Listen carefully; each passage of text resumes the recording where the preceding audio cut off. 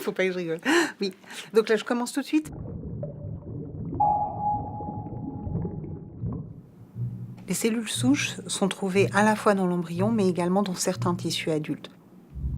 Les cellules souches embryonnaires humaines sont capables, de par leur origine embryonnaire, de donner naissance à toutes les cellules qui forment l'organisme. Et cette capacité est appelée pluripotence. A l'inverse, les cellules souches adultes ont pour fonction de participer au renouvellement naturel des tissus ainsi qu'à leur réparation en cas de lésion. Mais tous les tissus n'en possèdent pas. Par exemple, le pancréas ou le cœur ne possèdent pas de cellules souches. À l'heure actuelle, dans les laboratoires, on est capable de différencier les cellules souches embryonnaires humaines en cellules spécialisées telles que des cellules du cœur, des neurones, des cellules de l'œil, des cellules du foie, des cellules du pancréas.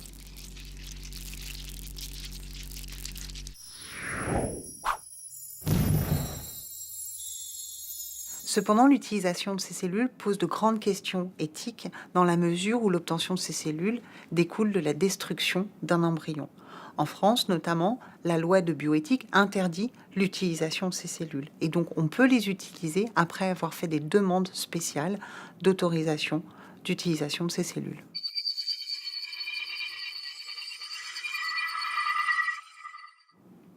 La communauté scientifique s'est donc intéressée à développer des alternatives. En 2007, le professeur Shinya Yamanaka au Japon a découvert le moyen de transformer par modification génétique des cellules différenciées de la peau en cellules qui présentent toutes les caractéristiques des cellules souches embryonnaires humaines.